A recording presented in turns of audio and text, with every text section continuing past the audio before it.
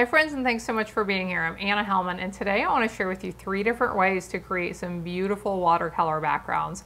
Watercoloring doesn't have to be hard, it doesn't have to be terribly messy, and it can create some really amazing results and be a lot of fun in the process. So let's take a look at these projects.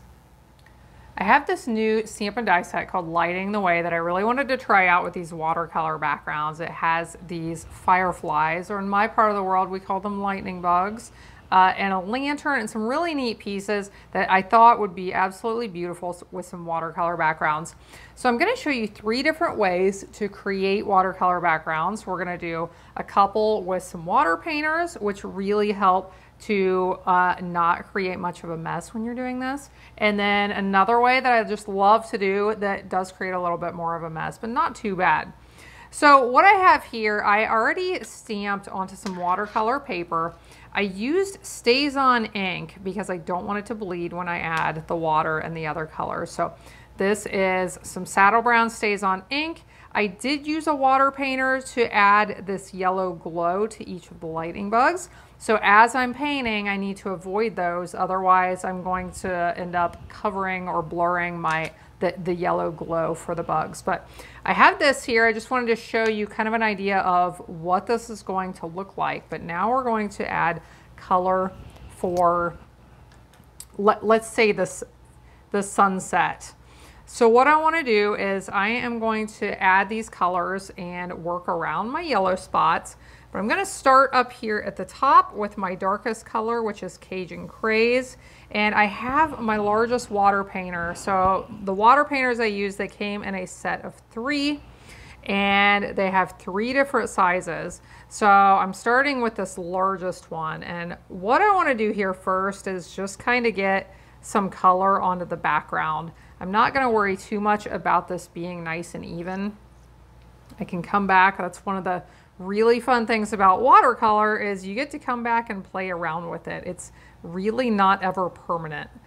You can keep playing with it and changing the way it looks until you like the results. So here I'm adding some pumpkin pie. You can see I want to work around those lightning bugs. And I'm starting at the top and working my way down because as you pick up that color and you apply it, then as you keep working, it fades as you use up some of that color. And then this one is Pale Papaya. So we'll add this next. Now down here at the bottom, I have a plan for this card. It's going to look like our lantern is hanging from a tree. And then down at the bottom, we're going to have some grass and some plants growing up from the bottom. So after this dries, I'm going to wait for these to dry and take a little break, and then I'll come back there at the end and show you my finished projects. But I will add some green down here at the bottom later on. So I've got my 3 colors on. Now this got a little bit lighter down here at the bottom than I intended. So I think I'm going to add a little bit of that pumpkin pie and just blend it down. One of the fun things about watercolor is that there's no way for it to be perfect. You cannot even try to make it perfect because there's no perfect. It is very carefree and it just looks kind of messy and very casual, and that's good because you can just have fun and play around and not try and expect anything to look one particular way. I really like to create several of the same card when I'm doing watercolor and see how they turn out different, because you could even make several of these for birthday cards for family members or several for Christmas cards using a watercolor technique, and when you get done they're all going to be different and one of a kind. So I think I'll go ahead and leave that. Now, if I want to, I can start adding like drops of water different places that when those dry, they're going to leave a really neat effect. You'll get different color patterns from that. But I think I'm just going to do this. I am going to add a little bit more here just for fun. We'll come down in and add a little bit of that Cajun Craze that's left on my brush. Okay. So we will let this dry. I will add some green down at the bottom, do a few more things, and then at the end I'll bring this back in and show you the finished product. To clean water painters out, all you have to do is squeeze a little bit. They have water here in the handle, so squeeze a little bit and wipe them onto some scrap paper. And once you no longer see any color coming out, you know that that brush is clean and ready to move on to a new color. So let me bring my second project in here. We're going to use the same bundle, so we still are working with some lantern and some fireflies, but I'll show you the next one because I have a completely different idea for it.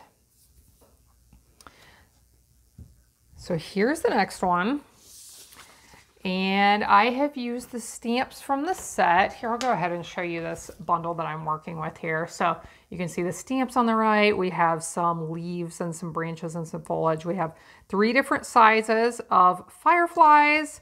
This fun stamp that can look like kind of like a swoosh from where the firefly has flown, or it can look like lots of teeny tiny fireflies being attracted to the lantern. And then these that you can use for the glow coming from the fireflies, and the one inside the lantern also with some really nice greetings. So that's what I am working with. There's the die set that goes with it. And for this next one, I am going to use some blues. And I decided to use Van Gogh's painting Starry Night kind of as my inspiration. Now I'm sure this is not going to turn out as amazing as that, but we can always try, right? It will be beautiful in its own way. So I have 3 colors of ink here. Now you could do this the same way as I did the last one, where I put my block against my ink pad to pick up some of the ink that way. But for this one, I just thought I'd show you something a little bit different. I actually used my re-inkers. I put a drop of ink onto my blocks. The colors I'm using are Pacific Point, Coastal Cabana, and Balmy Blue. So what I want to do with this one first is I actually am just going to try to get a good coverage across the whole thing with some Balmy Blue. And after I have that, I'm going to go back and add some more coloring and some patterns. Add a little bit of excitement, but we'll just try to get this covered first with some blue, and let's be a little bit more carefree. I feel like I'm being too neat for watercolor, so let's just start putting this on all sorts of directions. Again, because I stamped these yellow spots with my regular ink, I want to be careful with those so that I don't blur them. If you want to be able to color all around and not worry about those yellow glows, I'll tell you what you could do. You could stamp them with the yellow, and then you could emboss over them with some clear embossing powder. So stamp with yellow, then stamp again with Versamark and emboss it with clear powder.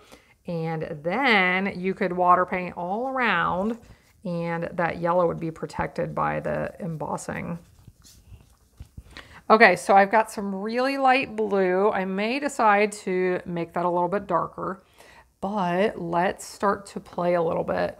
And I'm going to start, here are my other 2 water painter brushes. I have the small one and the medium one. And I think I'm going to start with my medium one. And let's do the medium one and some of this Coastal Cabana ink. So I'm going to squeeze a little bit to get a drop or several drops of water onto the block. And once those come out, then I can mix this. So I have some nice light areas, and then over here I have some of that darker color. So I am just going to start applying water and color in some patterns, like some lines. We're going to do some swirls.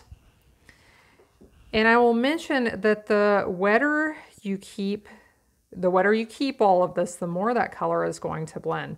Now I can always come in after I get some of these on here and add some of that water. And that's what I'm gonna do here. We'll get some color on and then I'll come back in and do some blending just by adding water to this. So now that I have those on, let's come back over and I am going to just squeeze my brush, get some of that water to come out so that I can blend this a little bit better. Let's do some swirling up in here. And I will mention this to you. Sometimes when I do watercolor, I look at it and I think this is way too early to tell what this is going to look like exactly. But at this moment, I might think like, what in the world am I doing? I'm not really liking where this is going. How is this going to turn out? I really encourage you to just play around with it and don't be too hard on yourself. No matter what this looks like, once we get the other things added over top, it's going to look different and it's no longer going to be the only thing taking our attention because we're going to have that lantern over top. We're going to have the fireflies, like I said. So we're just going to play some more. I do kind of like those swirls I've done so far, even though they may not be exactly what I had pictured in my head. I like how they're looking. I think this may turn out really neat here. So we'll keep working on it for a little bit. Now this one it's kind of just a little bit like painting, except usually when I paint and it doesn't keep changing. It doesn't give me flexibility to add some more water and blur it down, which when I paint, I usually paint with acrylic paint. If you work with oil paints, then you have that option to keep changing things for a while. But okay, so now I am squeezing the brush to add more water, to blend this around a little bit. Let's see what we can do with this swirl down here.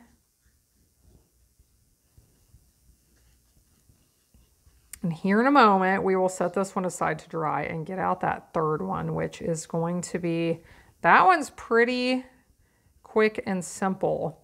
That is the way that I usually get a little bit more ink on my fingers, but it is also the way I have made some of my absolute favorite watercolor cards that I have ever created. So let's blend a little bit more of these spots that were dry. And what do you think? Can you get an idea of what that might look like? Let's set that one aside. Let's clean this brush out for a second and bring in project number 3. Now project 3, I do want my big grid paper since I may have some water and some color dripping a little bit. If you don't have water painters, you can use this method just with your ink pads. So the way I like to do this one is with a large acrylic block. And here is the background I've created. Again, all of these are being done with watercolor paper. You can do watercolor with regular cardstock. I do suggest using shimmery white cardstock if you want to stick with one of the basic white cardstocks. But watercolor paper is the one that allows that color to move and flow by far more than any of the other cardstocks, which is why it's really nice to use for the watercolor. What I'm going to do with this one is ink up my block with several colors of ink. You could do this with just one color. I really like to use 3 to get some color variation across my background. And I have three shades of a similar color. You could try mixing some different colors if you want to, but I have Orchid Oasis, which is my lightest. I have Starry Sky, the middle one, and then Night of Navy, which is the darkest. Now, as I do this, I want to start with my lightest color and ink across one edge of the block. Now, this is going to end up being turned this way, so I'll have my light, I haven't decided, my light either across the top or the bottom, the medium color in the middle, and then the dark on the other side. So here's my starry sky. So I want to ink the light, flip it around, and ink the other 2/3 of the block with my medium color starry sky. And then after I get that on, I can ink just the bottom third over top of that with my darkest color. If it soaks up some of that medium color, it's not a big deal because this one's darker. So here's my night of navy. Now I am going to lay this here and spritz it with my water spritzer. Several spritzes will count. 1, 2, 3, 4, 5, 6, 7, 8, 9. Let's go with 10 today. You can play around with the amount of water you use. Now, if you want to, you can pick this up and flip it over on top of this piece, but we are going to just lay that on top and try it this way this time. Now I'm going to use a foam pad to press on that a little bit. I'm going to put that scrap paper there to hopefully collect any of that water and ink that may leak out a little bit. Then I'm going to press on it with this foam pad. You could press just with your hands if you want to.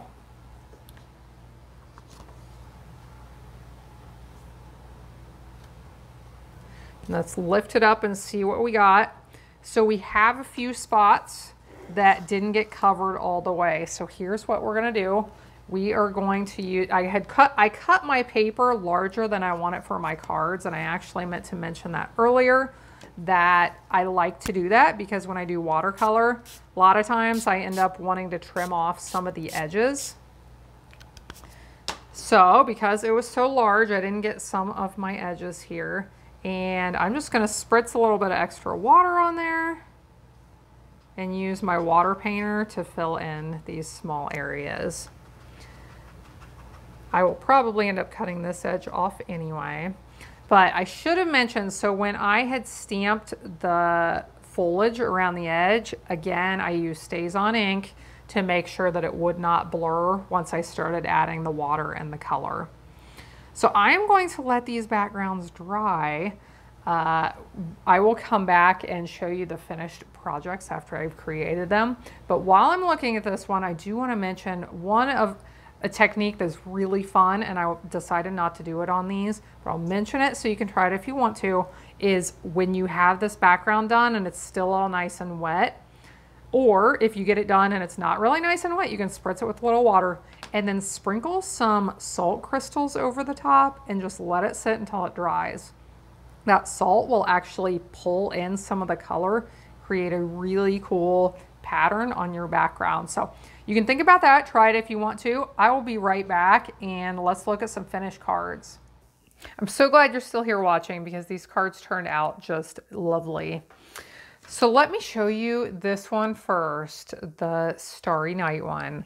I die cut the lightning bugs and the lantern out of some pearlescent paper. Can you see the sheen on that paper? It is just so pretty in person. I did stamp on them, and I had to wait a little while for it to dry. It doesn't dry quite as fast as on regular paper. But then I just added these pieces on top. I stamped that greeting, which comes in the Lighting the Way stamp set. And I added a few rhinestones. I did not have rhinestones in that color, so I used my Blends alcohol markers and colored them the color I wanted. So there is the first completed card. I'm having a hard time deciding which one is my favorite. I think I'm gonna save the one I think is my favorite for last. So here's the second one. So this one turned out a little bit darker than I had anticipated. With watercolor, you just never quite know what you're going to get. So if I was doing this again, I might go with Starry Sky, Orchid Oasis, and like Fresh Freesia up on top and not use the Night of Navy. But I still love the way it turned out. So I die cut the pieces out for the lightning bugs. This one is actually 3 pieces that I put together. This one, I cut one from the black and one from the yellow, and I just snipped I just cut the same exact piece, and then I snipped the bottom part off of the yellow one and created the light for it. This one, I actually die cut the lantern out of black one time, and I cut it out of yellow one time. And then I took these pieces right here and fit them into the openings, and I stamped the glow on there. So the greeting on this one says, "Thanks for lighting the way." And this one might be my favorite. I don't know. I love all of them, but this one might be my favorite if I had to pick one.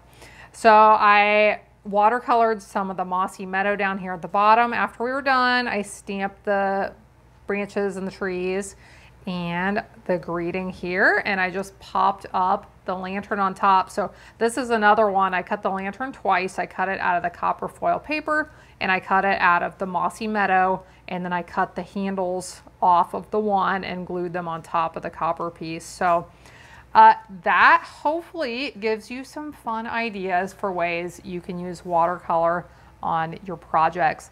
If you are new here, I would love for you to subscribe to my channel. If you're interested in any of these products, I have links in the video description below that you can take a look at. I hope you have a blessed day, and I hope you'll be back again next time when I'll be here helping you to hand make with love.